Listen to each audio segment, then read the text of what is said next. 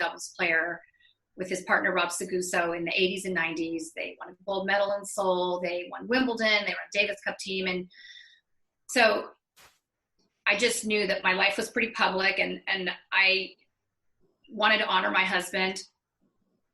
And I thought that, raising awareness for sepsis would be a great part of my grieving, besides starting the educational foundation, the Ken Flach Fund.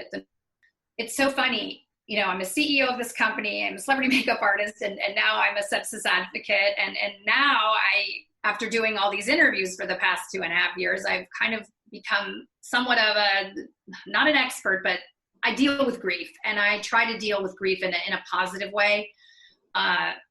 Grief is something that is so personal and hard for everyone, I realize, and you need to deal with it, in your own time, whatever time. Some people deal with it immediately. Some people it takes weeks, months, or years, or sometimes they don't deal with it at all. But I knew that I wasn't going to get over Ken's death.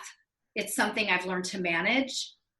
I've also I'll go hiking, and I, have these conversations in my mind with Ken. And I just thought, I heard him saying him saying to me, watching you, so sad and, crying and in this dark place is unbearable for me to watch of you.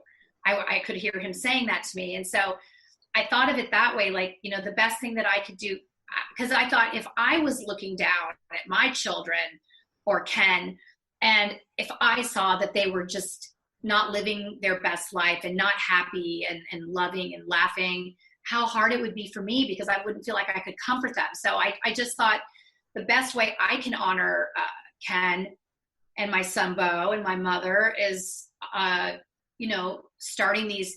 I'm very into nutrition and education.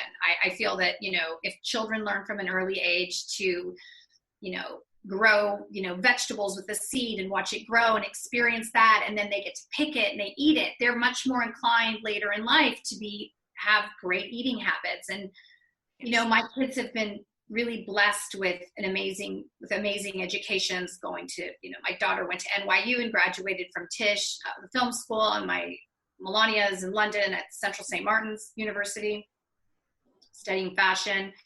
And I want every child in the world to have those same experiences. So I thought, what better way than to start these educational funds and the garden, because that's my way of dealing, honoring on my people that have passed on. So I think, any people can, whatever their passion is, think of it in that, if they can imagine their loved one looking down on them.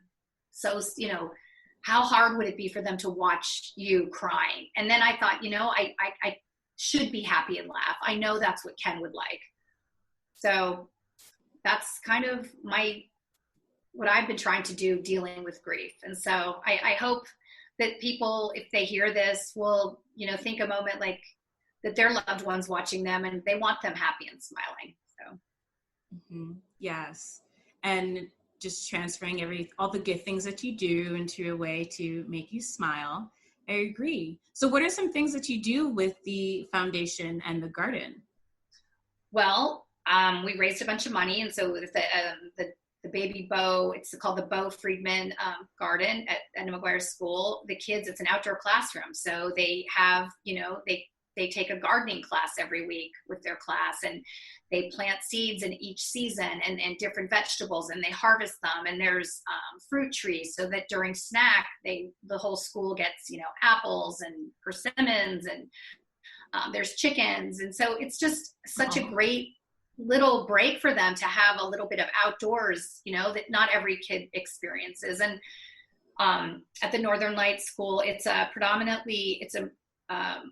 private school. 90% of the students are, minorities that are on scholarship. And so the school is run on grants and donations and fundraising. So Vida Blue, he's a very famous baseball player back in the day. He does a celebrity golf tournament every year to raise money. So there's the Giants are there, the 49ers, the Raiders, the Sharks, everyone from the Bay Area, all the different sports teams and different business people. come in and we raise a ton of money. And my son, Bo's twin, Bo's twin, this past October raised $35,500 for his dad and his twins foundation.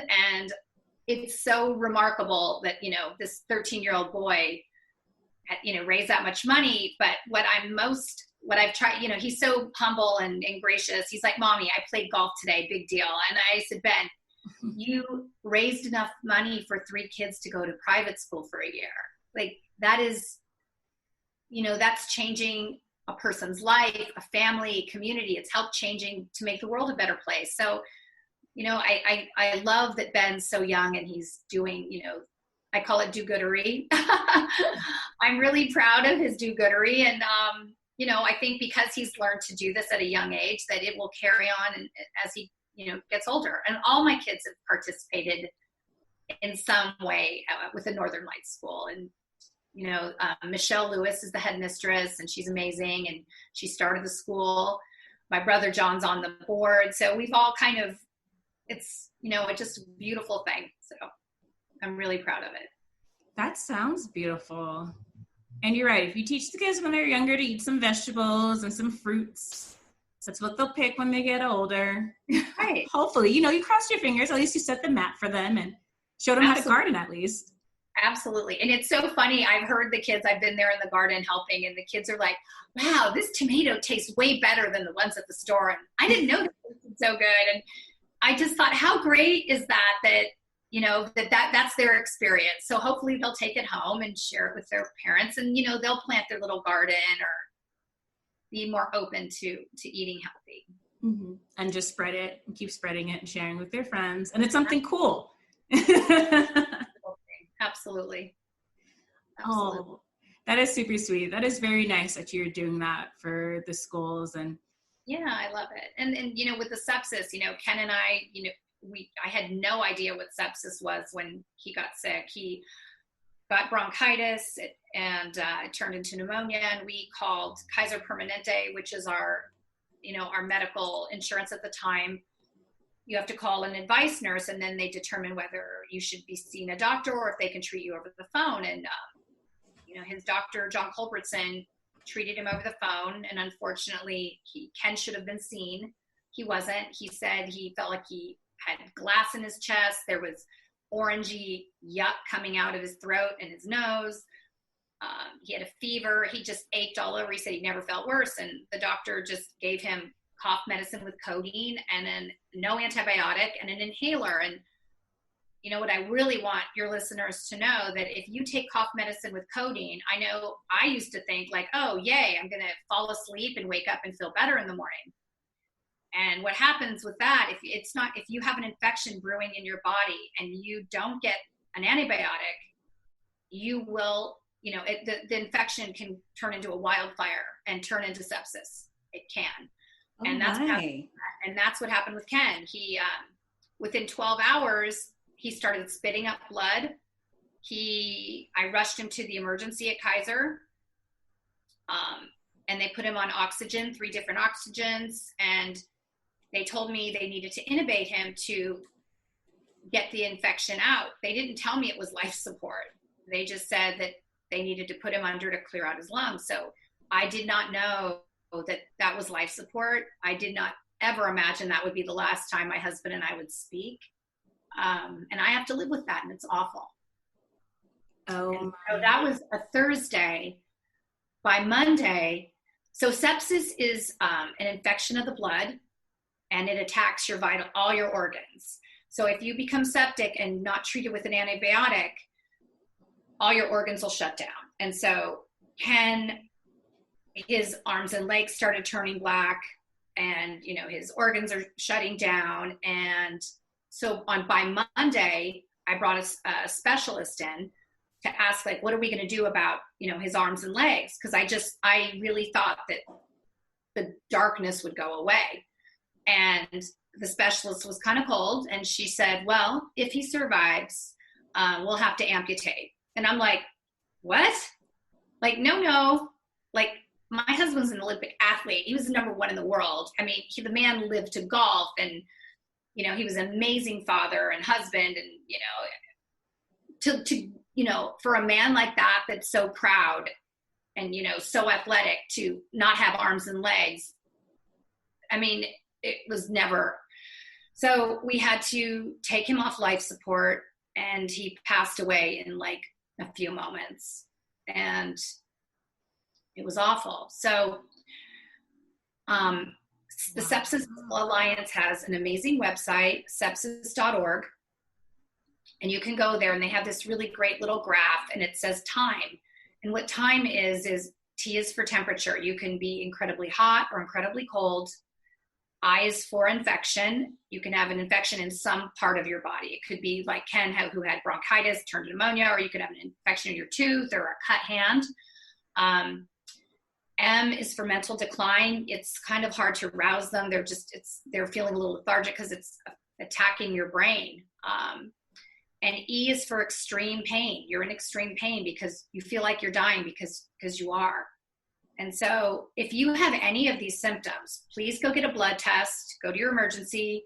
And if the doctors, say like, oh, you don't have all the symptoms, just demand a blood test. And if you are septic, you can get on the proper, antibiotic, and you will survive. A lot of people survive, but 250,000 people die every year from sepsis. 250,000 people? Yes. Whoopi Goldberg she survived sepsis. A lot of people have gotten sepsis, and, because people aren't aware of it, they just can't imagine it. And I also, I had such respect, and I continue obviously to have respect for doctors, but now if I feel like something's not right, Ken wasn't treated in a timely fashion. They didn't give him the antibiotic at the emergency for another 3.5 hours.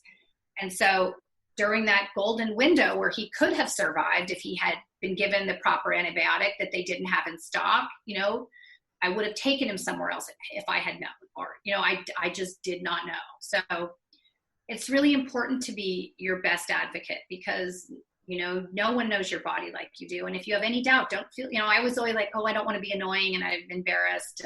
I don't feel like that. If I ever have something like this happen again, I would definitely be much more aggressive and assertive and question, because it's your life. And let me tell you, your life can change in a second. Right. You never know what's going to happen. And imagine like the finality of it. Like, Ken was my best friend. I'm getting chills for you, and I'm feeling all of it, because you're right. You never know. Your life can change in a moment.